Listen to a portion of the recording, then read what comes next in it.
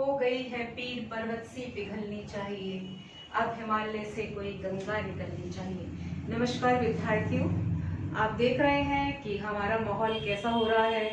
बाजारों में चहल पहल है, दुकानें खुल गई हैं, दुकानें फिर से सजने लगी हैं। फिर भी बातें तो हैं पर मुलाकातें नहीं हैं, चेहरे पर मुस्कान नहीं है। आइए हम अब उस मुस्कान को जागृत करते हैं काव्य के माध्यम से।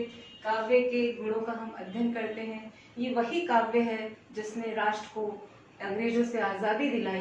ये वही काव्य है जो हमें जीवंतता देगा, जो हमें आगे बढ़ने के लिए प्रेरित करेगा, हमें आत्मबल बढ़ाएगा।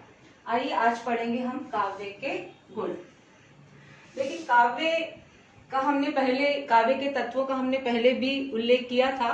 पुनः इसका उल्लेख करते हैं कि काव्य के तत्व जो प्रमुख आत्म तत्व है वह आत्मा, विवेक, शब्द, अर्थ, भाषा शैली, रीति तथा कल्पना, इसके आधार पर ही एक काव्य की रचना होती है।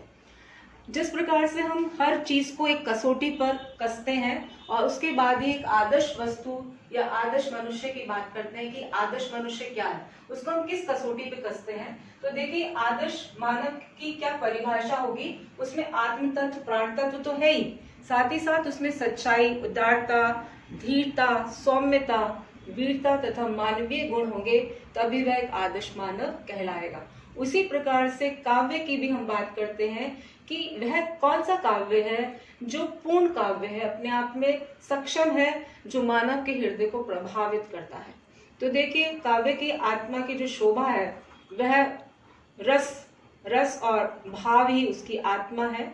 इसके अतिरिक्त शब्द, वह शब्द जो अर्थ ग्रहण करें, जिससे रस की प्राप्ति हो, धर्म, गुण, निर्मलता आदि काव्य की शोभा को बढ़ाने में सहायक होते हैं। आइए गुण की परिभाषा देखते हैं कि काव्य के गुण की परिभाषा क्या है। काव्य में आंतरिक सौंदर्य तथा रस के प्रभाव एवं उत्कर्ष के लिए स्थायी रूप से विद्यमान मानवोचित भाव, धर्म को काव्य के गुण कहते हैं। अर्थात काव्य के गुण वह है जो भावों को उत्कर्ष करे, काव्य के सौंदर्य को और अधिक बढ़ाए। अर्थात काव्य के गुण ही काव्य का धर्म है, जो काव्य के भावों को उत्कर्ष करता है। आइए देखते हैं काव्य के गुणों की पृष्ठभूमि कि किस प्रकार से काव्य के गुणों को स्वीकार किया गया, कौन कौन से हमारे आचार्य थे और किस किस आचार्य ने किस किस गुण को स्वीकार किया। सबसे पहले देखिए आचार्य भरत मुनि ने अपने नाट्य शास्त्र में 10 गुणों को स्वीकार किया है। ये 10 गुण इस प्रकार से हैं: श्लेष, प्रसाद, समता, समाधि, माधुर्य, ओज, पद सुकुमार्य, उदारता, कांति तथा अर्थ। इसके बाद देखिए आचार्य भामा ने 10 गुणों के अतिरिक्त, जो भरत मुनि ने 10 गुण बताए, 10 गुणों के अतिरिक्त प्रसाद तथा माधुर्य गुण को स्वीकार किया। आचार्य दंडी ने 10 गुणों को स्वीकार किया। आचार्य वामन ने 10 गुणों के अतिरिक्त शब्द तथा अर्थ गुण को अंगीकृत किया।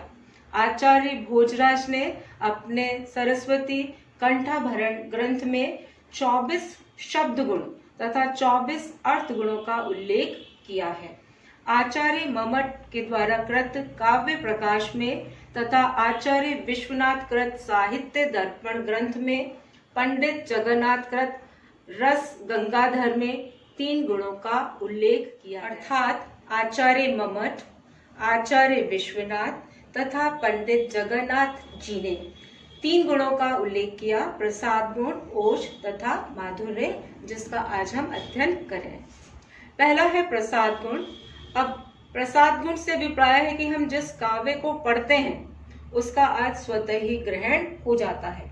उस प्रकार से जिस प्रकार से जलती हुई लकड़ियों को अग्नि देने से वो प्रज्वलित हो जाती है, या पानी को हम थोड़ा सा ही बहाते हैं तो पूरी जगह से व्याप्त हो जाता है, उसी प्रकार से प्रसाद गुण से जो रचना है, अगर हम उसको पढ़ते हैं या सुनते हैं तो उसका अर्थ स्वतः ही ग्रहण हो जाता है। देखिए इसकी और विशेषताएं, क्या लक्षण है प्रसाद गुण संपन्न कविता की। सरल सुबोध शब्दों के द्वारा वाक्यों की रचना की जाती है। तीसरा है पढ़ते ही चित्त प्रसन्न हो जाता है, मन फूल की भांति खिल उठता है। शब्द और अर्थ में स्वच्छता, निर्मलता, स्पष्टता तथा प्रसन्नता होती है। समस्त रसों का इसमें उल्लेख मिलता है। मुख्य रूप से नीति संबंधी, उपदेशात्मक संबंधी, सामाजिक तथा व्यक्तिगत समस्याएं या सामाजिक व्यक्तिगत विषयों पर आधारित प्राकृतिक सौंदर्य विषय परक रचनाएं होती हैं, जिसमें प्रसाद गुण देखने को मिलता है। प्रसाद गुण संपन्न काव्य में कोमल तथा सरल वर्णों का प्रयोग किया जाता है। इसमें कठोर वर्णों का प्रयोग नहीं किया जाता है। देखिए एक उदाहरण, जिसे आप सुनते ही स्वतः इसका अर्थ ग्रहण कर लेंगे। उठो जागो समय नहीं अब सोने का, उठो जागो समय नहीं अब सोने का, चल रही बेमौसम हवाएं, समय नहीं अब रोने का, समय नहीं बंटवारे का, समय नहीं बंटवारों का, समय है समता के बीज बोने का, उठो जागो समय नहीं अब सोने का। आपने काव्य की पंक्तियां सुनी और स्वतः ही इसका अर्थ ग्रहण हो गया कि समय कैसा है और हमें जागृत होना है, फिर से एक नई उमंग और उत्साह के संग। चलिए हम अब दूसरा गुण लेते हैं, ओज गुण। जिस काव्य को पढ़कर, अब ओज जैसे ही हम नाम सुनते हैं तो चेहरे पे एक ओज आ जाता है, वीरता की भावना, उत्साह की भावना मन में दौड़ती है। देखिए ओज गुण, जिस काव्य को पढ़कर, सुनकर पाठक तथा श्रोता के चित्त में ओजस्वी भावना का संचार, जैसे आप पढ़ते हैं रोमांचित हो जाते हैं। ओज, चेहरे पे वीरता, उत्साह, उमंग, उल्लास, कांति, जोश, प्रताप तथा मन दीप्ति के भाव ग्रहण कर लेता है और एक उत्साह जागृत हो जाता है। अब देखिए ओज गुण किस किस में होता है, कौन कौन से रसों में होता है। वीर रस, रौद्र, भयानक तथा विभत्स रस से पूर्ण काव्य में ओज गुण होता है। अब भाषा और शब्दावली किस प्रकार की होती है। इस प्रकार के ओज गुण संपन्न काव्य में संयुक्ताक्षर शब्दों का प्रयोग किया जाता है। कठोर वर्ण, जो ट वर्ग की पंक्ति के वर्ण हैं, उनका प्रयोग किया जाता है। सामासिक वर्ण, यानी कि एक और एक, दो से मिलने वाले, एक और एक, दो शब्दों से मिलने वाले जो शब्द हैं। रेफ युक्त वर्ण, र किस तरह से लगाया जाता है, भ्रम है, पर्ण है, ट्रक है, ग्रह है, इस तरह के जो शब्द हैं, अर्थात रेफ युक्त वर्ण जो है, इस तरह ओज गुण संपन्न काव्य में देखने को मिलता है। उदाहरण देखिए, हाय रुंड गिरे गज झुंड गिरे, फटफट अवनी पर शुंड गिरे, भू पर हाय विकल वितुंड गिरे, लड़ते लड़ते अरि झुंड गिरे।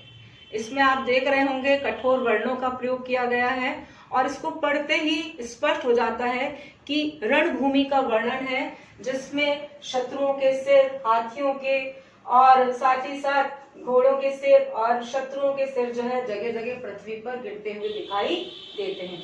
तो इस काव्य को पढ़कर मन में ओज गुण का संचार होता है, मन में वीरता और जोश भर जाता है। चलिए तीसरा देखते हैं, माधुर्य गुण। माधुर्य गुण को पढ़कर, जैसा कि इसका नाम है माधुर्य, मधुरता, जिसे पढ़कर सुनकर हृदय में मधुरता का संचार होता है।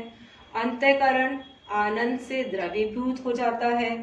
अब इसके और लक्षण क्या है, देखिए, कोमल तथा मृदु वर्णों का प्रयोग किया जाता है, जैसे क वर्ग, च वर्ग तथा त, द, न इत्यादि वर्णों का प्रयोग किया जाता है। इसमें जिस प्रकार से ओज गुण में संयुक्ताक्षर और सामासिक शब्दों का प्रयोग था, ये बिल्कुल उसके विपरीत है। इसमें ना तो कठोर वर्णों का प्रयोग किया जाता है, ना ही संयुक्ताक्षर का, ना ही रेफ युक्त सामासिक शब्दों का अभाव होता है, अर्थात इस प्रकार के शब्द माधुर्य गुण में नहीं मिलते हैं। देखिए अगला, अनुस्वार तथा अनुनासिक युक्त कोमल वर्णों का प्रयोग किया जाता है। इसमें विभिन्न रस होते हैं, श्रृंगार रस, करुण तथा शांत रस के काव्य में हमें माधुर्य गुण का उल्लेख मिलता है। उदाहरण देखिए, कहत नटत रीझत, खींचत मिलत खिलत लजियात, भरे भौन में कहत है नैनन ही से बात। अब देखिए इसमें श्रृंगार रस का उल्लेख है, किस प्रकार से नायक और नायिका भरे हुए भवन में अपने नेत्रों से, अपने नयनों से एक दूसरे से बात भी कर रहे हैं, एक दूसरे को रिझा भी रहे हैं, एक दूसरे से नाराज भी हो रहे हैं और मुस्कुरा भी रहे हैं। अर्थात इस काव्य को पढ़कर मन में एक प्रसन्नता, एक माधुर्य का एहसास होता है। और इस प्रकार से आज हमने पढ़े काव्य के गुण, और अगले पाठ में हम लेंगे काव्य के दोष। आशा है कि आप इसका अध्ययन करेंगे, मनन करेंगे और स्वयं उदाहरण खोजने का प्रयास करेंगे। नमस्कार।